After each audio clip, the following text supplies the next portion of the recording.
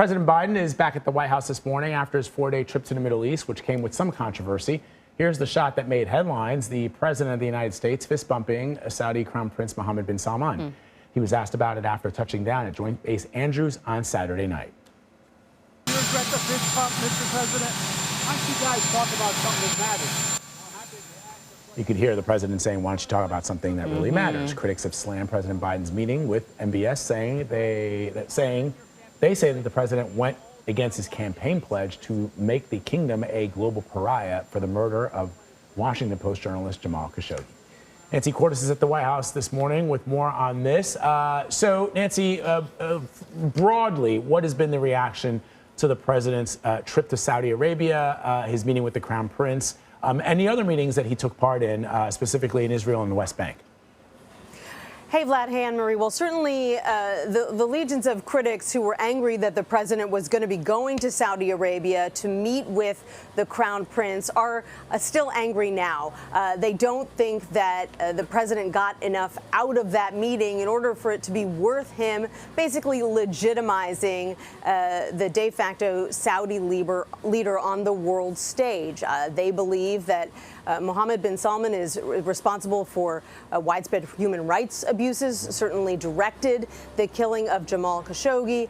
And so you have folks like Bernie Sanders, Democratic senator of Vermont, saying that President Biden simply shouldn't have gone there. It doesn't help that the president came home without being able to announce some major increase in foreign oil production, some deal that he had struck with the leaders of Saudi Arabia and several other major oil-producing countries that were there in Jeddah over the weekend. White House advisors say that those talks did take place, but that they won't know for sure which countries are going to produce more oil and how much until the OPEC nations meet on August 3rd in a couple of weeks. So a little bit of delayed gratification there. They've suggested that some of those countries, including Saudi Arabia, are going to increase production, but we haven't gotten a firm commitment from those countries yet.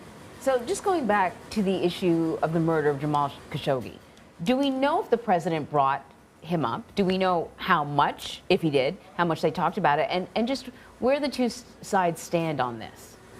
So there's definitely a he said going on. President Biden told reporters that after a closed-door meeting with Mohammed Bin Salman and several of the Crown Prince's top advisors, that he told Bin Salman in no uncertain terms that he felt that the Crown Prince, was responsible for directing the murder of Jamal Khashoggi, and talked about how unhappy he was about that.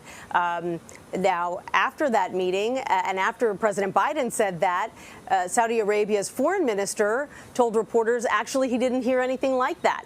Now, the problem is that the Saudis have a lot of interest in downplaying any criticism of that kind. President Biden has an interest in looking tough and making it clear that he did hold the Saudi leader's feet to the fire. So we weren't in the room, and we don't know for sure. What we do know is that the President Biden spoke about it before he went to Saudi Arabia, has spoken about it after he came back. But in that clip you played, he's clearly frustrated that that is what's getting all the attention, that fist bump with Mohammed Bin Salman, with this man who, when President Biden was on the campaign trail, said should be made a pariah.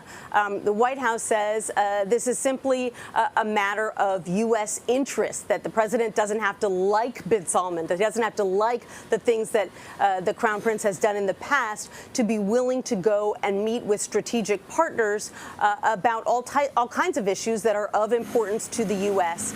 and the American people, not just oil, but also containing Iran and its nuclear ambitions, making sure that that Yemenis are safe and that they aren't starving, opening up airspace over Saudi Arabia to airplanes flying to and from Israel.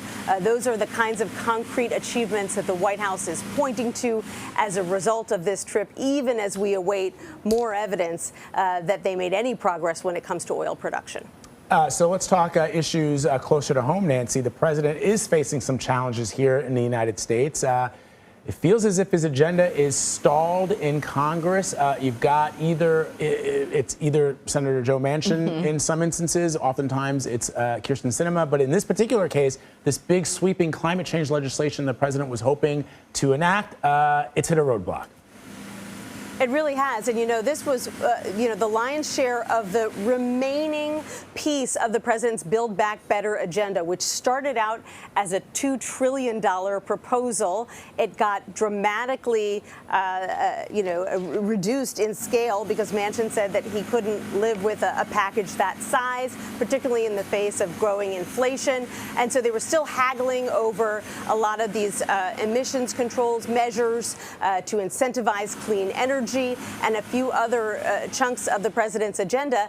And then on Friday evening, Manchin walked away from that as well, said that he just couldn't agree to any of these climate change measures at a time when inflation was so high. This, of course, infuriated Democrats who say some of them argue that Manchin was trying to basically rip up the entire Biden agenda.